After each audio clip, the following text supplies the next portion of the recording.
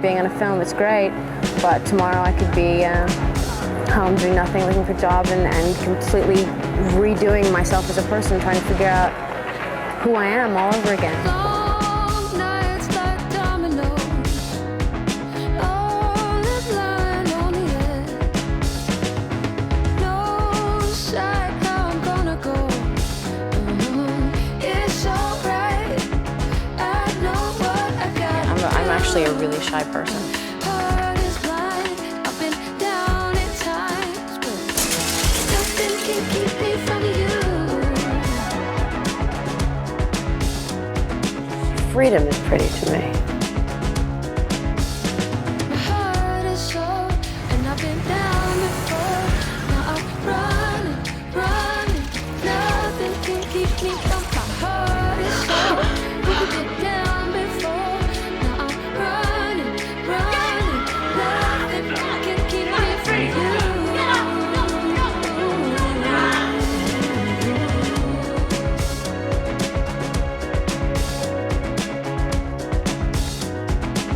There's so much more I want to do.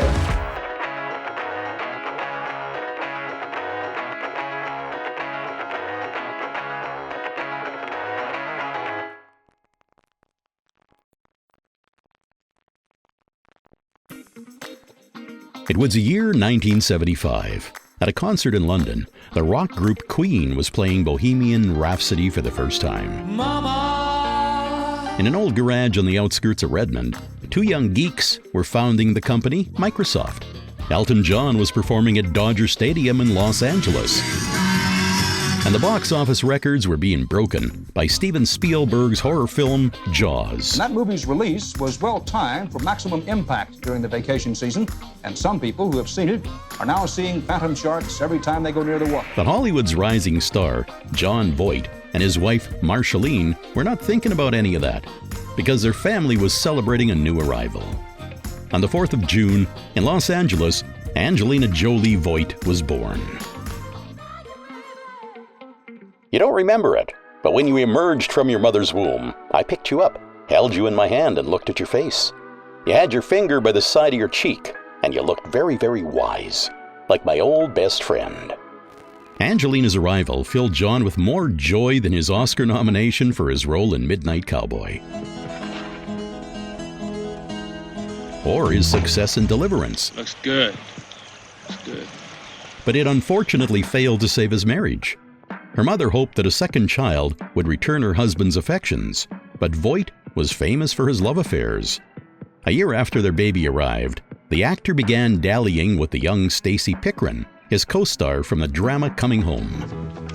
It's open. Hi. Shortly, Marceline and John divorced. Meanwhile, the film not only gifted him with a girlfriend, but also with the first Oscar of his career. Jon Voight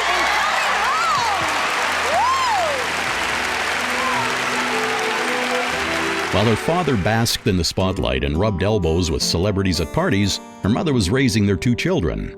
Angelina had just turned 1, while her older brother James had just become potty trained. John spent time with his children, but when a few years later, Marceline moved to New York, their meetings became drastically less. Angie and James saw their father only when he flew in for premieres or took them to the film sets if they were close by. These moments caused the children to fall in love with cinema.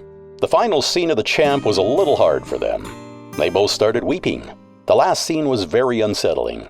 I had to take them in my arms and explain that Daddy was just acting, that he wasn't dead, that he was still here with them. Despite this scare, Angelina was enamored by the film set, and she started to make sets in her own house. The little girl would put on her mother's clothes and makeup and do shows while her brother would film her on camera. The family was charmed by her talent, and they saw that the girl was born to be on the big screen. The first time Angie appeared on the screen was with her father. Your daddy's he's a nice man. You are too. Her debut was in the comedy Lookin' to Get Out, where John was not only the lead actor, but also helped to write the screenplay.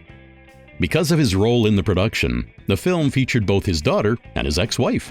You're very charming. Oh, thank you very much. This is the only movie made in Hollywood which included the real father, mother, and child. Despite the fact that filming finished at the end of 1980, the reel made it to theaters only 2 years later. The little cutie had just turned 7, and her character, as well as her unusual preferences, began to shine through. Instead of a fluffy pet, she preferred a lizard and a snake, and her first crush was Mr. Spock. Fascinating. Dreams of acting were replaced with those of becoming a vampire. I do detect human blood. Which in a few years gave way to the dream of opening a funeral home. The girl had been struck by her grandfather's funeral, where she was shocked to see a crowd of sad people. Angie believed that parting with a loved one should be a celebration of their life, not a depressing gathering of despondency. I'm not scared of death, which makes people think I'm dark, when in fact I'm positive. Later, Angelina was swept away by a new wave, hormones. In kindergarten, she became a member of a group called the Kissy Girls. We would chase boys around and kiss them a lot. It involved giving them love bites, and they would scream. Then a few of the boys stopped and started taking their clothes off, and I got into trouble a lot. Similar antics, despite seeming entertaining, continued with unenviable regularity. Marceline returned to Los Angeles when Angelina turned 11. Her father helped her to get into a prestigious school where Hollywood's richest children were educated. Angie did not fit into the elite cliques. Her classmates wore clothes from expensive malls and went to parties every weekend, parties to which Angelina was not invited. Unsurprisingly, the girl shopped in thrift stores, and her usual appearance, complete with braces, caused her to be constantly teased. She recalls this time in her life as a time of extreme contrasts. One day, Angie was being teased at school, and the next, she was going to the Oscars with her father. Now, is this your first Academy Award? Yeah. I'd like to say hello. That's a gorgeous dress. At her mother's insistence, the girl tried her hand at modeling and was, unfortunately, unsuccessful. Her wardrobe slowly filled with punk outfits, and the reputation of an outsider latched onto her. Instead of friends, she attracted insomnia and nervous breakdowns, which quickly turned to scars. Not figuratively, she literally collected knives and was prone to using them. I went to the Renaissance Fair when I was a little girl, and there were all these knives. There's something really beautiful and traditional about them. Different countries have different weapons and blades, and there's something beautiful about them to me. So I began collecting knives. I've collected weapons since I was a little girl. Children avoided Angie, and the teachers couldn't seem to find an approach to the little rebel. A few months later, she ended up in the therapist's office. Angelina left the office diagnosed with a tendency to antisocial psychopathy. Marceline wanted to redirect her daughter's energy towards something positive, so she enrolled her in the Lee Strasberg Theater Institute, where she had once attended herself. Lee was a cult personality in Hollywood who had educated James Dean, Robert De Niro, Steve McQueen, Al Pacino, Paul Newman, and Marilyn Monroe, whom he considered his favorite student. The actress felt the same way about her teacher. According to Marilyn's will, 75% of her estate went to Strasberg. Diamonds are a girl's best friend. Lee taught using the Stanislavski method, which teaches to use one's personal memories, experiences, and emotions in order to act realistically and authentically. Angelina acted in plays and perfected the basics of the acting profession. The theater truly captured the girl. But 2 years later, Angie left the school because she felt that she had enough life experience and memories to act effectively using that method. I don't care. And despite the girl's logical reasoning, it's more likely that she left the theater because of a love interest. Angelina's first relationship was like something out of a grotesque erotic horror film. At 14, she brought home her 16-year-old boyfriend. Marceline realized that lecturing her or forbidding her to date would only result in her running away, so she let the couple live with her in their house. Her mother tried to remain in control of her suddenly mature and rebellious daughter, but had to struggle to do it. At this young age, Angelina began living a wild, sexually active life, and still, it wasn't enough for the teen. Later, the actress admitted that she didn't like tender caresses, and in order to reach a real level of intimacy, she would enlist the help of her knife collection. It was a desperate need to feel. When I was young, I didn't have a self of my own. The young girl cut herself all over. One day, in a burst of passion, while drawing the letter X on her shoulder, she accidentally cut her vein with a razor blade. She was saved by a team of paramedics, and after she was released from the hospital, Angelina ended things with her boyfriend. When Angie turned 16, she finally developed a friendship with her father. After several pubescent years had passed, she returned to the theater, and John became the future actress's main mentor. The young woman had matured and decided to try a career in modeling again. This time, fate smiled at her. The first few photo shoots brought a small splash of popularity. Then she appeared in a few short films by her brother, who had been studying at the USC School of Cinema Television. 6 months later, Angelina moved to the U.S. fashion capital, New York. The move allowed her to increase her list of job opportunities and be free of her parents' supervision. The young woman was filmed simultaneously in several music videos by the bands The Lemonheads and Meatloaf, and worked on a few shorts made by her newfound New York friends. Alice, casually smoking, has no intention of telling Viral when his 3 minutes underwater are up. In 1992, this budding actress with no screen credits got lucky. Angelina was cast as a lead role in a real Hollywood project with a budget of $5 million. You need money. Money?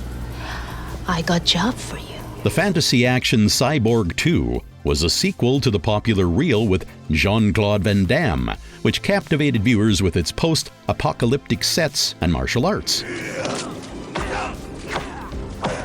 Unfortunately, the viewer's sweetheart and director opted out of the sequel.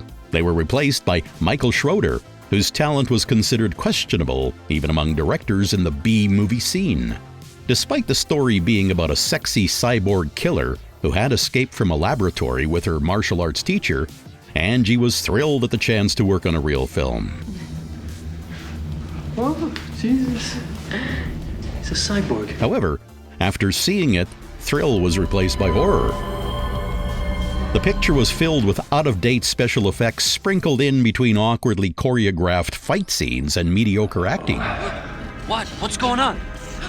The studio hid its shame by deciding to not release the movie. The sequel to Cyborg was released on VHS, not as a separate film, but as an add-on to the first installment. To this day, the reel is considered the worst in Angelina's career. I thought it would be beautiful.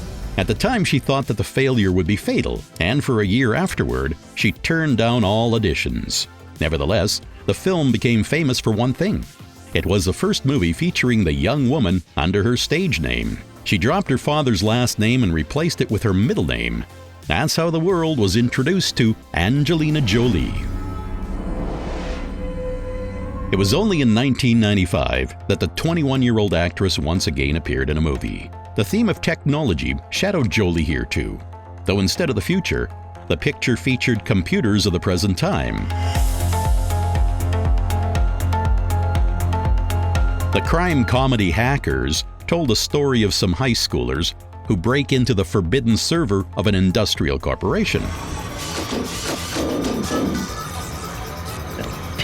where Angelina shared the screen with the talented British actor Johnny Lee Miller. I don't like this.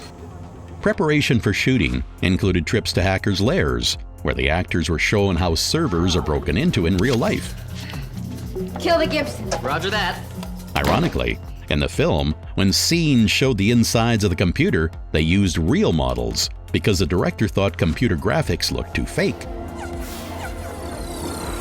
While filming, Miller and Jolie developed a romance, and the actors didn't have to pretend in front of the camera. However, after they finished, Angelina declared that she wasn't ready for a serious relationship, though Johnny seemed to take that as more of a challenge and continued to follow the actress everywhere. You're pretty good. Unfortunately, the second film in Angie's career was also a bust. They invested $20 million in Hackers, but the box office brought in only half of that sum. The critics were not very supportive either, as they bashed the main character's lack of depth, the directing, and the talent of the acting ensemble. Take him. We're having a day to figure out. Make some coffee. The young actress had learned from her previous experience, and this time she weathered the scathing reviews much more calmly. She didn't stop going to auditions. Actually, quite the opposite. She even appeared in 2 more films in 1996. In the movie Love Is All There Is, Jolie tried herself in a comedic role for the first time. The story of 2 feuding families whose children fall in love on the stage of an amateur theater where they are putting on Romeo and Juliet is a Shakespearean comedy, served up in a humorous tone. We love each other very deeply. And she's through living a lie to make her parents happy. And that is why we slept together. That year turned out to be a popular one for the retelling of that particular story. Baz Luhrmann's drama jump-started Leonardo DiCaprio's career and won over the hearts of millions of fans. But Angelina was not so fortunate. The film's success was aptly reflected in its box office profits. Making $60,000 after the release is a failure. I don't raise my daughter for this. I'm going to pull the curtain. And in addition, Angie once more didn't impress the critics. This was turning into a habit. Take it out. They don't like me for you. They don't like anyone for me. The second reel of that year was the drama Foxfire, where the actress got to play the independent and stubborn Legs. Come on, Legs! If it were that important to you, you'd come get it. I want to puke! Come on! Oh. The film tells of the complex relationships between teens and of first loves, and disillusionment experienced by a group of girlfriends.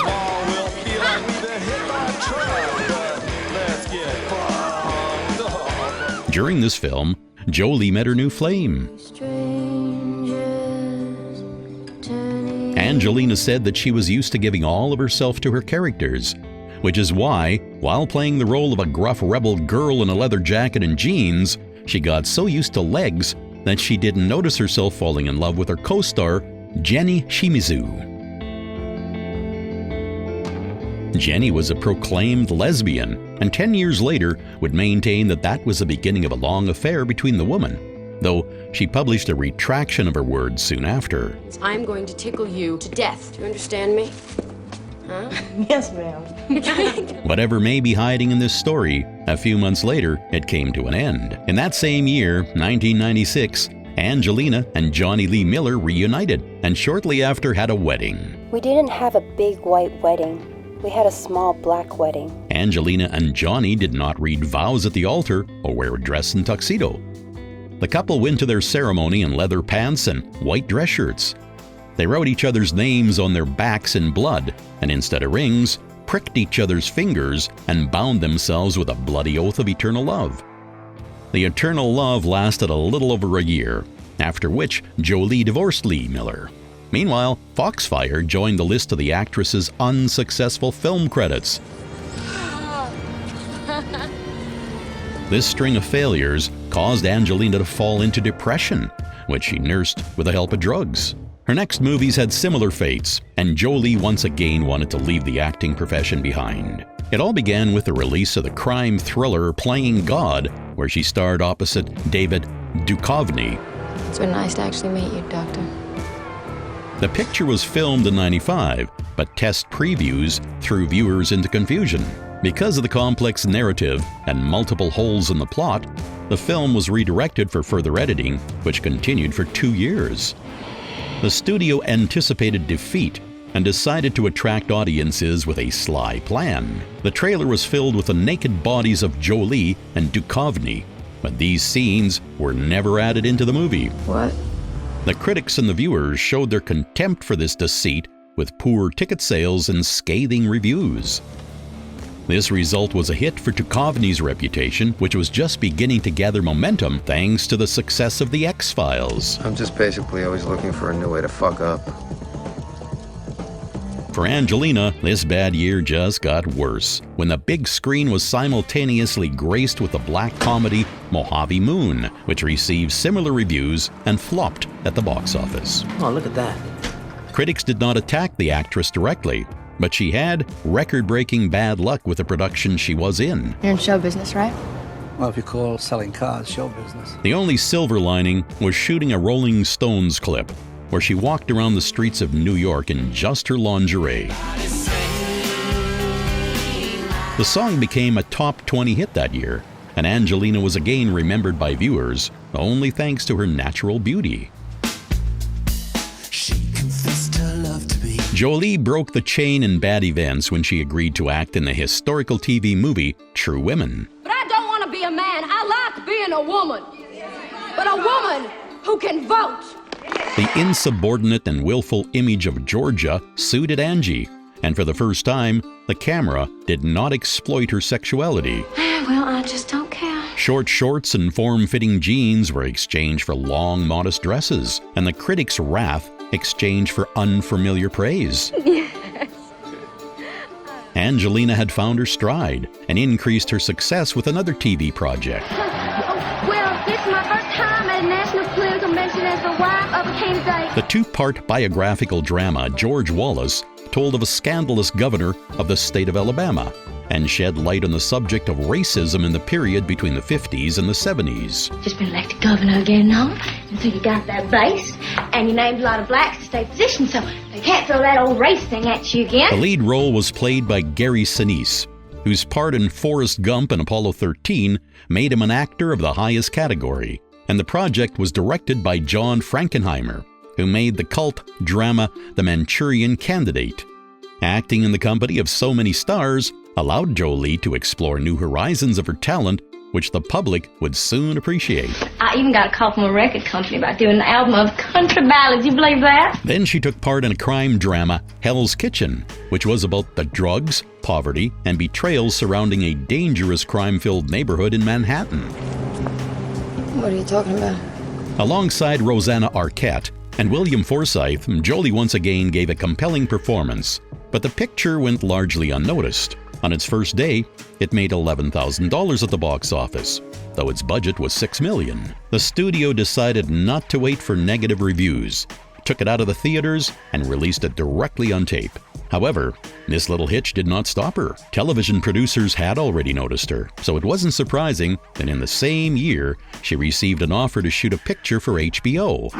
Next on HBO. The channel is known for its big-budget projects, which are just as good as anything you see at the movie theater. This time, the producers invested their money in the biography of the very popular model Gia Karanji, whose life and successful career were cut short because of an addiction to hard drugs. The director, Michael Christopher, saw in Angelina the perfect candidate for the lead role, but the actress was scared by the uncanny similarity between her and the heroine, and for a long time refused to take the part. Gia has enough similarities to me that I figured this would either be a purge of all my demons or it was really going to mess with me. The director was overjoyed when Angie decided to do battle with her inner demons, and after much convincing, agreed to play Gia.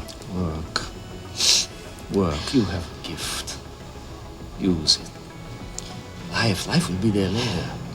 While preparing for the role, the actress met with the model's close friends and studied her diaries, which were used as a basis for the screenplay. Jolie refused to communicate with her family and remained completely isolated the whole time the film was shooting. The result of her approach is evident in every scene. There, Gia. Just fuck the rest of it, call me Gia. Do you think you can remember that? Honey? Karanji is depicted with eerie accuracy, and a few of the scenes even eclipsed the screen adaptation of Train Spotting featuring her husband a year earlier. The realism, cruelty, and despair of the picture are striking. Through the tragic story of young Gia, the creators showed the backstage of the 80s, where behind the bright outfits and camera flashes, there hid thousands of broken lives. By the end of the filming process, Angelina felt only exhausted and depleted. I felt like I'd given everything I had, and I couldn't imagine what else was in me. Is there alone down your back? Pushing you down. Tell me love.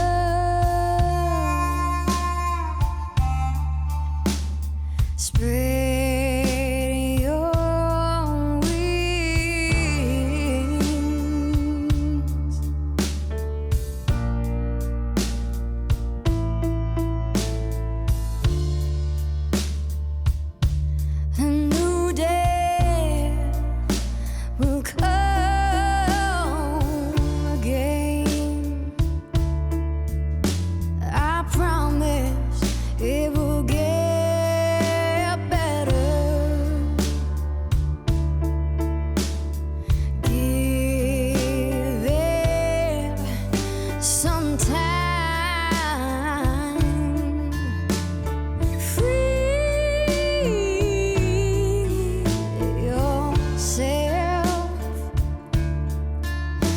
let your troubles unwind.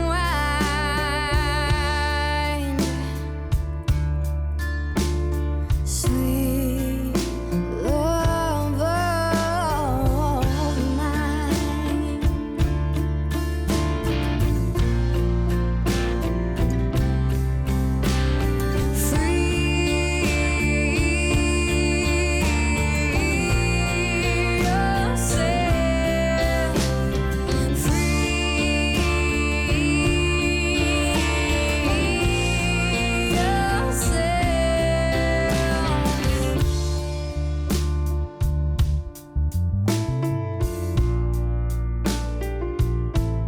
As the actress feared, using the Stanislavski method exacerbated her personal problems. She felt like she had given the camera everything and had nothing left to offer the viewer. She pushed her loved ones away once again and set off into the unknown.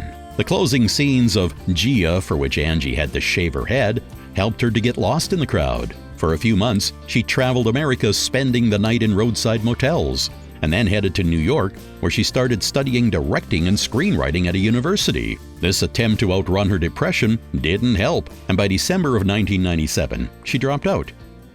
At that same time, George Wallace was nominated for 7 Emmys, and at the beginning of '98, the picture won a Golden Globe for Best TV Film.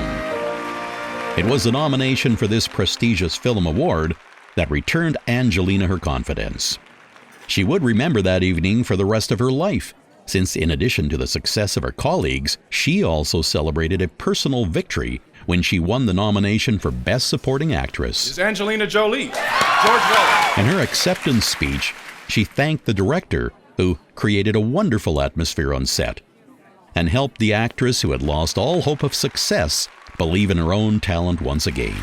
Thank you so much. Thank you. 2 weeks after the ceremony, Gia premiered on HBO, and millions of people fell in love with Jolie's acting. A year later, she would once again take the stage at the Beverly Hilton Hotel and receive her Golden Globe for Best Performance by an Actress. Oh, God. Thank you so much. Thank you to everybody at HBO and everyone that worked so hard on this film. Michael. In a matter of weeks, Angie's career did a 180, and dozens of offers came flooding in. By the end of February of '98, she had started shooting her next film. For the first time in her career, she was a full-fledged member of a star-studded cast.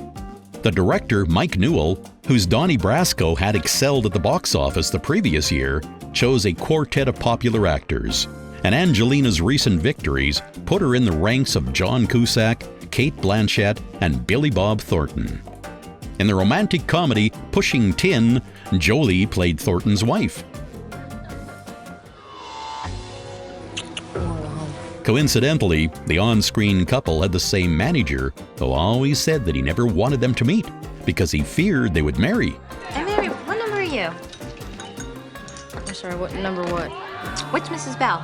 The actress was deterred by these jokes. There were many rumors in Hollywood of Billy Bob's intrigues. He had gone through 4 wives already, and his last marriage with a Playboy model ended in divorce and accusations of domestic violence. Besides, he was already engaged to the actress Laura Dern. That could have been the reason that Angelina constantly avoided her filming partner.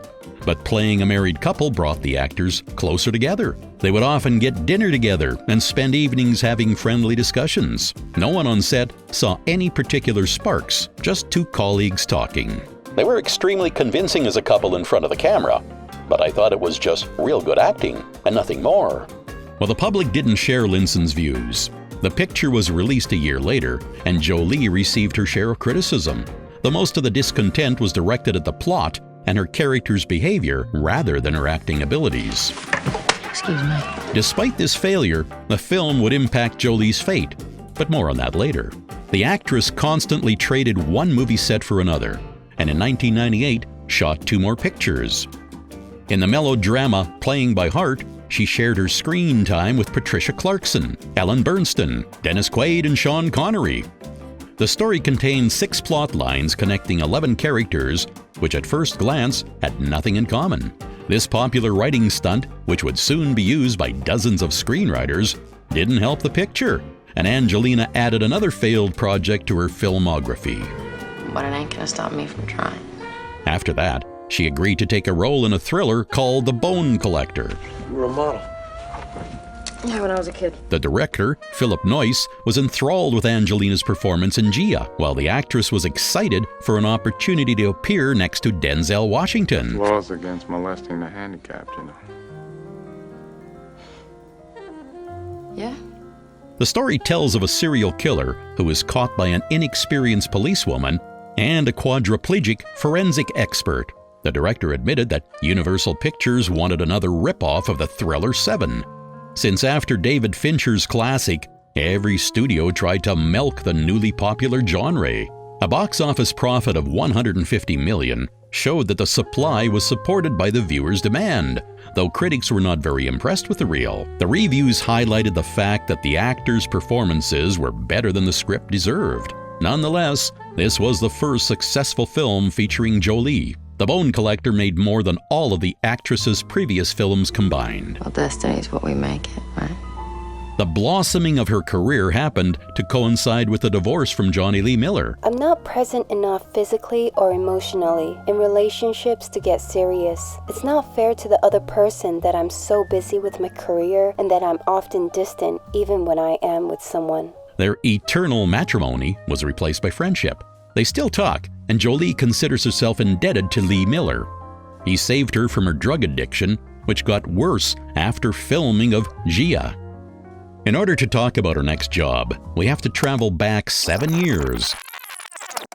The young Winona Ryder was taking Hollywood by storm with her performances in Martin Scorsese's The Age of Innocence and Francis Ford Coppola's Dracula. I shouldn't have come here.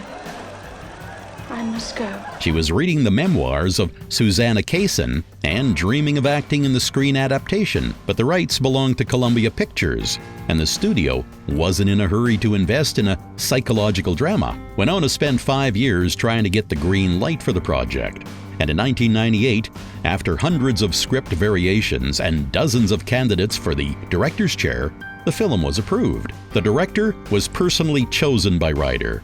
James Mangold's debut picture, Heavy, won over Winona and viewers at the Sundance Festival. The story of women with raw character traits attracted the attention of dozens of talented actresses. Lisa Rowe was especially magnetic, a charismatic persona whom James dubbed Jack Nicholson in a skirt.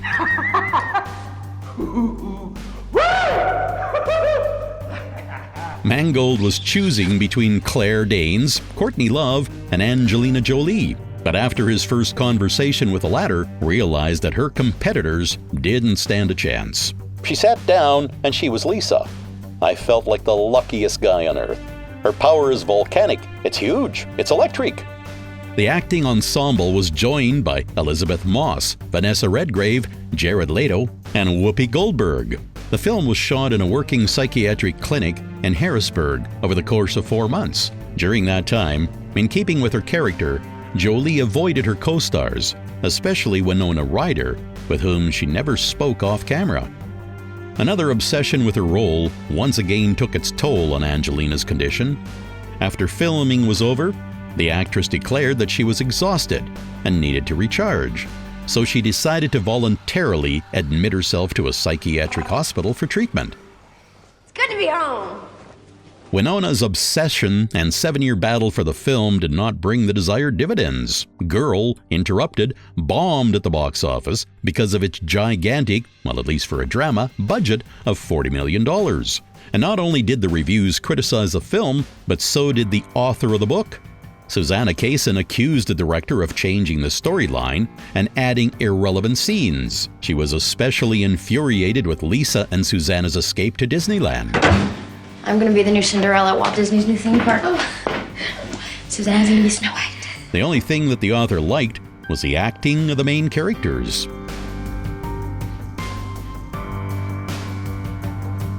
Ryder had been nominated for an Oscar twice and was open about the fact that she expected to win the coveted statue this time. To her surprise, the picture was nominated in only one category. Hollywood's elite decided that the candidate most deserving their support was Angelina Jolie for Best Supporting Actress. Over the next 2 months, the actress received an Actors Guild Award, a Golden Globe, and on her first attempt, celebrated victory at the Oscars. This is the first Academy Award nomination for Angelina Jolie. I'm in shock, and I'm so in love with my brother right now. Angie's triumph was immediately eclipsed by her behavior after the ceremony. Jolie was giving interviews while holding her brother's hand and kept slipping in that he was the best man in her life. It just makes life great. He's my friend. While the public values strong family ties, the next morning saw all the newspapers plastered with a photo of Angelina passionately kissing her brother. This is James, my brother. Soon after, she explained that it was just a way of showing their affection and that the speculation in the press was baseless. Nonetheless, this event overshadowed the most important day of her career. So I'm just having fun. Journalists shrouded her next work in rumors once more. In 2000, Angelina and Antonio Banderas appeared in the mystical drama Original Sin. You don't recognize me, do you?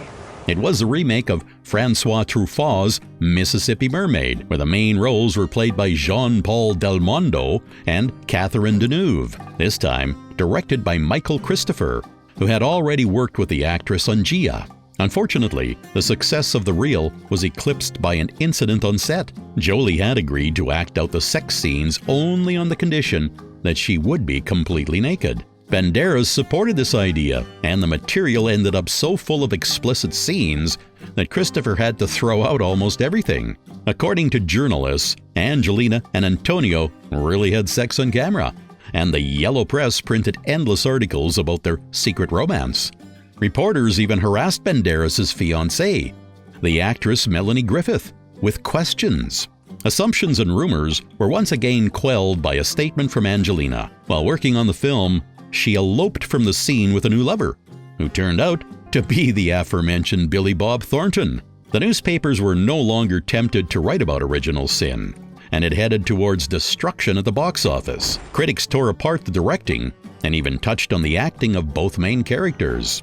However, Jolie wasn't worried. She was distracted by her quickly accelerating romance. We were going to be married, so... On May the 5th, 2000, Angelina married Billy Bob. The second wedding, once again, was not elaborate. A little church in Las Vegas held the ceremony for less than $200, and no one was invited but their witnesses. Of course, Thornton's checkered past was scrutinized, but the couple was convinced that their union was eternal. Look, we can't prove to you that we're going to stay together forever, but we just are. 5 years later, we'll meet again and you'll go, "How's your wife?" And I'll go, "She's just fine." Well, after the wedding, Thornton dedicated a song to Angelina. Angelina, can you feel it? And a month later, they were showing off their tattoos of each other's names to reporters. I'm just happy. Another shocking display occurred at the premiere of the action Gone in 60 Seconds, which Jolie filmed in 1999. What's the most exciting thing you guys have ever done in a car, individually or together? You want me to be honest with you? We in the car on the way here. Yeah. The remake of the 1974 movie of the same name attracted the actress because of the chance to take a break from serious dramatic roles. It was a script they gave me that was nothing but Ferraris, Nick Cage, and Giovanni Ribisi, and that sounded like a good idea. It's a fun movie, and I tried just to have fun. While filming, Angelina truly did have fun. She learned extreme driving as well as carjacking. And the music video director Dominique Sena ensured that the action was non-stop throughout. Okay, let's run.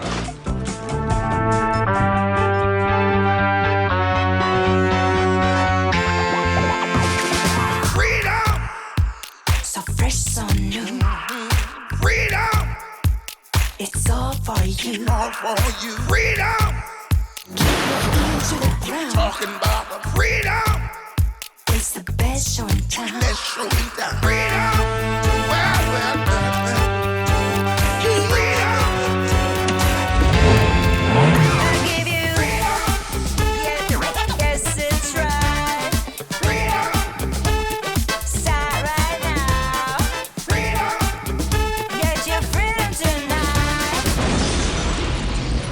What do you think is more exciting, having sex or stealing cars? Music producing cars. Besides Jolie, the film featured 2 more Oscar winners, Nicolas Cage and Robert Duvall.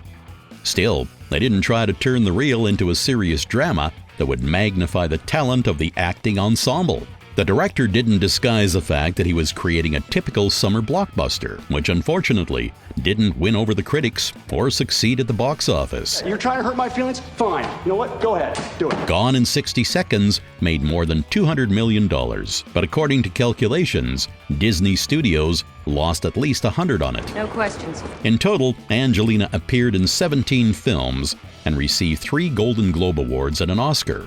Despite this, her name was still unknown to the wider public, since she had never been in anything that became an international blockbuster. Yeah, I just don't know what to do. The trajectory of her career was changed by the screen adaptation of the game Lara Croft, Tomb Raider. The director Simon West could not imagine anyone but Jolie in the lead role. It was always Angelina. I mean, Laura sleeps with knives and doesn't take shit from anybody. That's Angelina down to a T. But to be honest, the actress didn't share the director's enthusiasm. The hypersexuality of the main heroine irritated Jolie, especially since her first husband had often preferred to spend the evening playing Tomb Raider on his PlayStation to spending time with his wife. In addition, Angelina had just turned down a similar entertaining project. She had been invited to work on Charlie's Angels, but she wasn't drawn to any of the main characters, and she had a hard time imagining herself as part of any kind of a team. This time, the director did not back down. Simon convinced Jolie by pointing out their similar looks and character and saying the story would show the woman from a new angle, but Angie gave in only after West told her about the possible shooting locations. It's 10 times better than I imagined. The picture was supposed to be filmed in Iceland, England, China, and Cambodia. It was this chance to travel to different corners of the planet which broke the actress's resolve. It's actually magic here. I just stepped out of the middle of chanting, and I don't think I've ever been so calm in my entire life. The screenplay dictated a small part to Lara Croft's father, who had gone missing, and Angelina suggested that they invite John Voight to play the role. It's a very special thing, because our relationship is very, very similar to these 2 people. I've missed you. And I've missed you. That just works so well because they're having these emotional scenes between a father and a daughter, and they really are a father and a daughter, so they're completely real. After agreeing, Jolie moved to London, where she spent 6 months preparing for the part. Nowadays, no one is impressed with strict diets or grueling hours at the gym. But for Angelina, who had never led a very healthy lifestyle, this preparation seemed impossibly difficult. I had to learn some things that she does that now I can do them.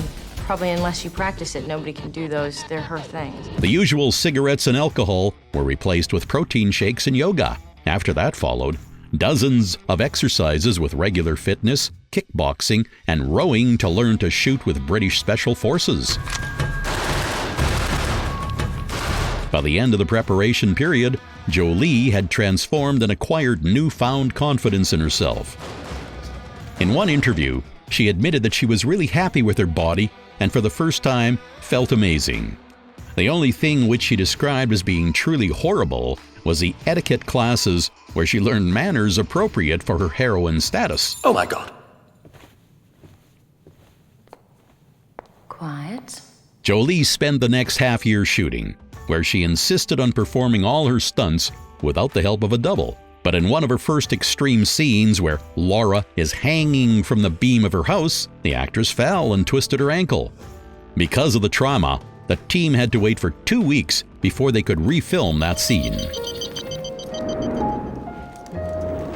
After that, in order to help Angie, they hired a double named Eunice Hathart, who had already played the actress in her most recent picture. Their collaboration grew into a friendship, and Eunice continues to be Angelina's double to this day. But while filming Tomb Raider, the star drove the stunt woman crazy. Hathart said that Jolie was the most stubborn woman she had ever met. Having barely healed from her sprain, Angelina insisted on filming the scene with the log without any safety harnesses. The stunt choreographers were dismayed because one wrong step could result in death, and they spent a whole day convincing the actress to change her mind. You're making making a big mistake. Then, she rejected Eunice's services in the scene where they travel through the jungle.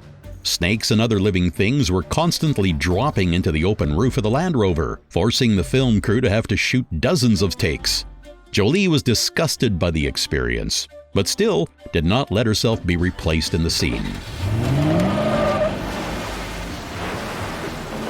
The picture is filled with references to the game like Lara's signature moves, shouts, and outfits. At first, Angelina refused to wear short shorts, but agreed in order to appease fans of the game. For that same reason, they used a push-up bra, which caused the actress's breasts to look like the original characters. Jolie's rival was played by Daniel Craig. Alex West. Ironically, according to the script, Alex West is an American, and Lara Croft is British, which is exactly the opposite of the actor's citizenship in real life. You know, I think it's really cool. Well, Angelina was able to convincingly portray the character from the game and also fulfill her dream of traveling. Their last stop was Cambodia, where American cinematographers filmed for the first time since 1964. The country stood out not for its beautiful views, but for the wreckage left after the Civil War.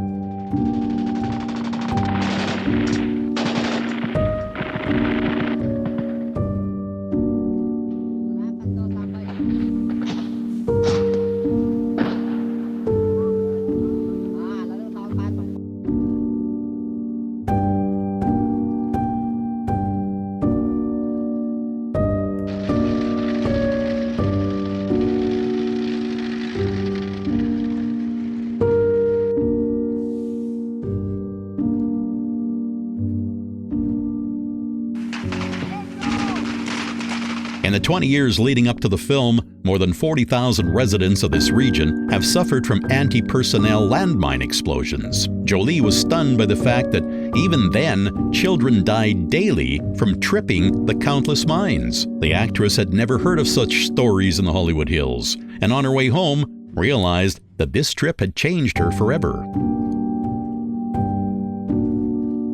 Lara Croft Tomb Raider premiered in the summer of 2001. Over the next 3 months, the picture made $250 million in movie theaters and brought Angelina unmatched levels of fame. You support some amazing people supporting you, and it's because it's fun. And The army of fans who had seen her on the screen added new members to its ranks daily thanks to the endless stream of collectible merchandise. The actress's face was plastered on t-shirts, mugs, backpacks, and notepads, and in a few months, the toy stores were flooded with hundreds of thousands of action figures created in Jolie's image. Seeing yourself in plastic is just one of the most bizarre things that can happen to you. I can just imagine someone taking the head off and setting it on fire or sticking me upside down in mud. The actress instantly became world famous, which she was not very happy about. Angelina had been impacted by what she saw while shooting, and she turned down lucrative contracts and an endless line of films. She spent the rest of the year on United Nations field missions and visited Pakistan, Ecuador, Sierra Leone, Tanzania, and Cambodia.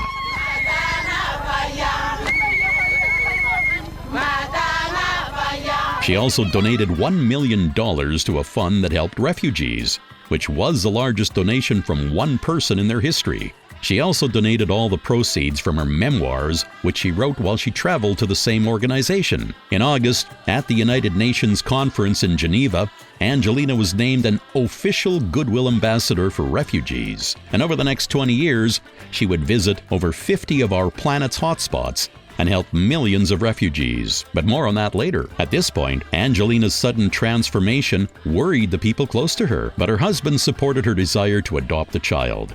The couple gathered all the necessary documents, after which they decided to trust their luck and visit only one orphanage. In Batabang, Jolie saw Maddox for the first time. The 1-year-old boy caught her attention straight away.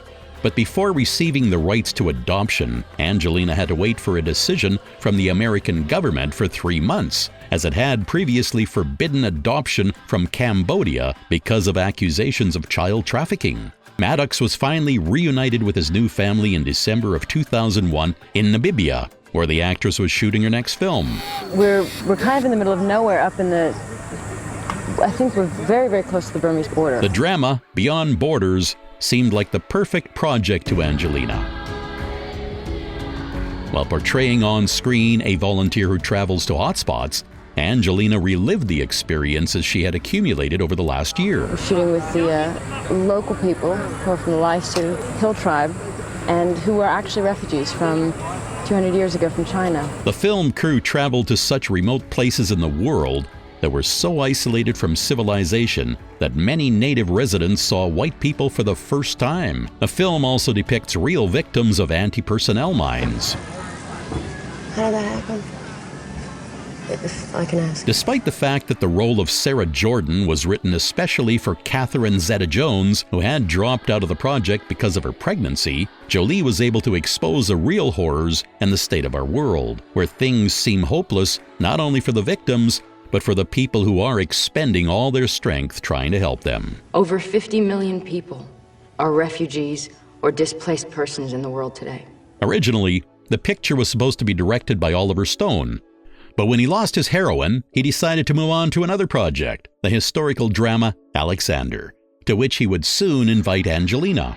But for now, Beyond Borders was anticipating a bust at the box office and devastating reviews from the critics. The reaction of the press hit Jolie hard, because she had hoped that the film's success would attract society's attention to the terrorism happening in our world. And because of closed minds and funding shortfalls, we are only able to reach half of those in need. Before the reel was released, and 3 months after adopting Maddox, Angie split from her second husband. Thornton supported his wife in theory, but realized he was not ready for fatherhood, and he did not share her passion for charity work. Angelina filed for a divorce, got full custody of her son, and removed the tattoo from her arm. Her life changed, and a provocative rebel was replaced with a mature woman who wanted to make the world a better place. I think we're all meant to do certain things. I'm meant to find my family across the world, among kids who have already been born. Once again, the actress received a role that reflected her inner state. In the melodrama Life or Something Like It, a career-driven TV reporter finds out that she's going to die a week later. And tomorrow, it's gonna hail. And next Thursday, you're going to die. After which, she changes her life completely. I mean, what, you didn't take a shower today? No, I didn't. I woke up and I thought, This was another reel featuring Jolie, which was bound for financial failure. But still, the actress seemed to imitate her character by stepping out of her comfort zone and leaving Los Angeles. Angelina moved to England and settled in the house where a few years prior, Stanley Kubrick had filmed Eyes Wide Shut. Good evening, sir. Good evening. In England, the actress enjoyed her freedom from the persistent paparazzi and actively busied herself with charity work for the UN. Shortly after, the 6-month filming marathon for the Tomb Raider sequel ensued. Everything lost is meant to be found. The sequel had several important changes.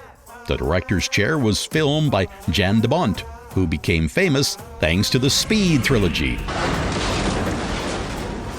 And the role of the heroine's main rival was given to Gerard Butler. Croft.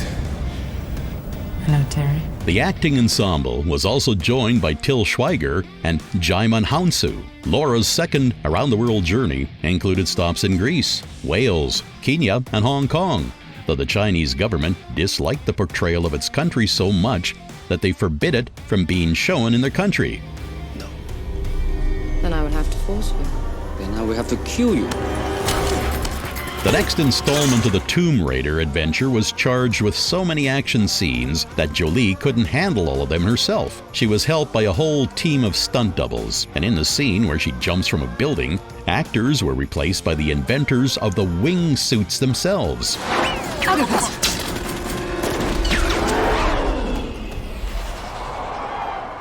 But this time, neither fans of the game nor critics showed their support for the film. It crashed and burned at the box office, though the reviews noted that this time the stunts and chase scenes were much more spectacular than in the previous parts.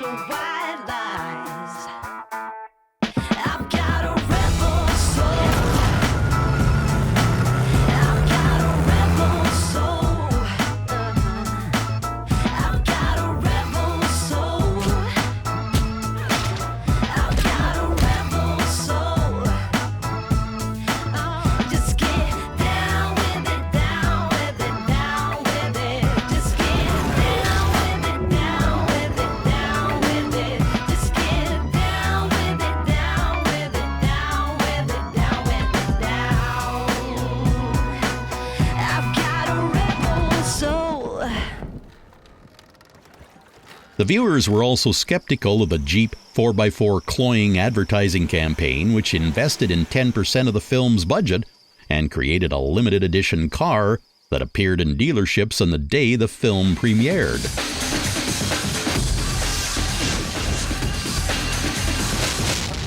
Losses forced the studio to scrap plans for a third part. But this didn't disappoint the fans or Angelina, who was tired of playing the sharp-witted Lara Croft. Some things are not meant to be found. Nonetheless, she agreed to embark on a new adventure. Alert the amphibious squadron. Jolie spent 4 days shooting the action film Sky Captain and the World of Tomorrow, which was filmed in just 3 weeks. Despite the pace of the work, the project had been in preparation for over a decade. The director, Kerry Conran, got interested in computer graphics while studying animation during an internship at Disney, though he didn't take a job at the studio. In 1994, he hung a blue screen in his living room and shot a 6-minute short, which he edited on his laptop over the next 4 years.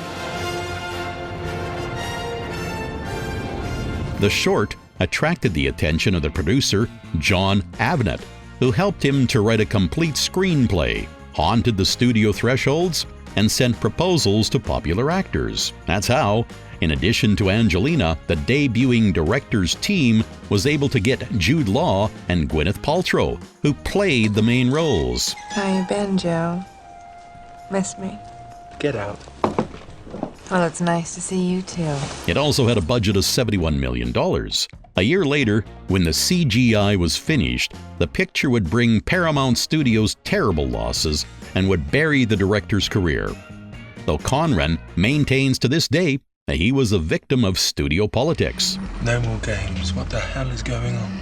I was hoping you could tell me. Originally, Kerry had planned on filming the movie 20 times cheaper. Of course, then he would not have had that cast and had much less computer graphics, though he probably would have broken even at the box office. It isn't funny. But even the official number of 71 million seemed fraudulent to Conran, and he was sure that he spent only half of that on the film. After this small role, Angelina agreed to play in a picture where the camera didn't leave her for a second. This is my job. The crime thriller Taking Lives tells of an FBI agent who is following the trail of a serial killer.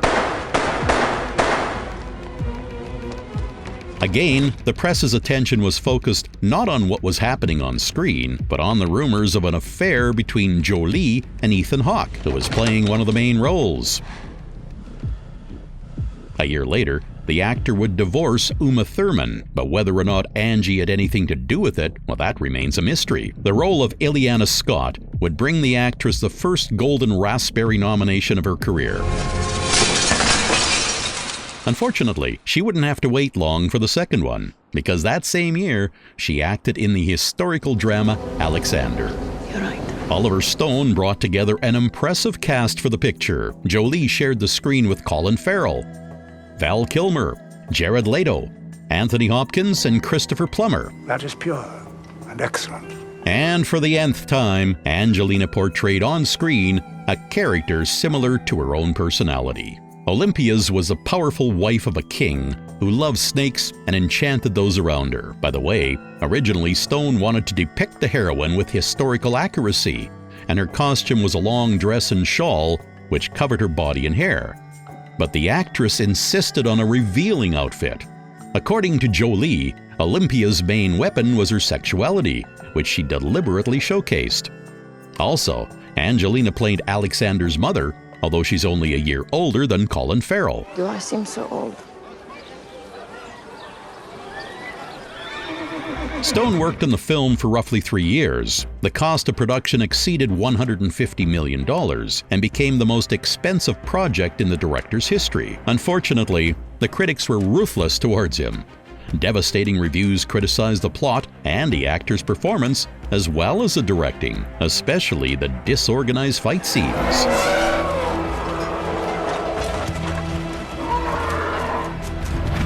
The picture received 6 Golden Raspberry nominations, including Worst Picture. That's the story of how Angelina was nominated for the least desired award in Hollywood 2 years running, and the epic reel headed for disaster at the box office.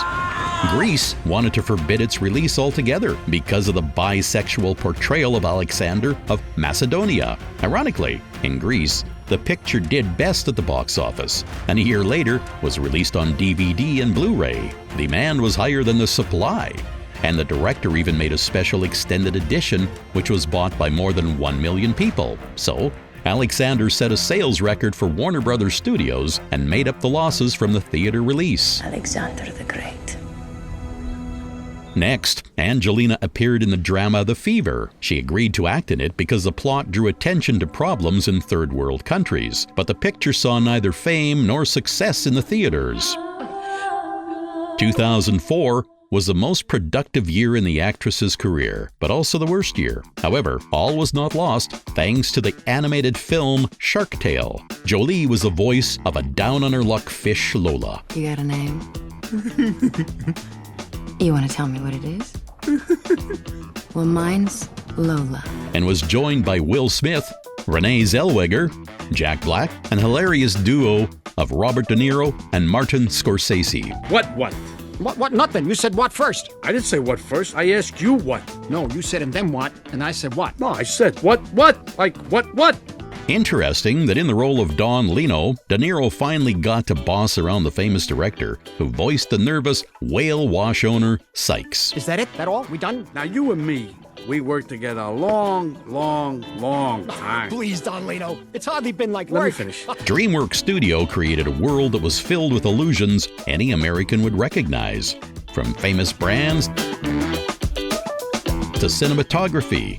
It included hundreds of nods at pop culture, beginning with quotes from The Godfather. Look, he's got dolphin muscle. My Uncle Vito got whacked by one of those. Scarface. Say hello to my little friends. And The Goodfellas. Hey, you think this is funny?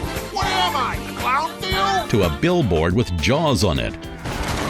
Holy mackerel! Did we get that? And the interior from the Titanic, which was easily recognizable in the shark's lair. Shark Tale took the theaters by storm and was in the top 10 best films of the year, though critics were not happy with the animated comedy.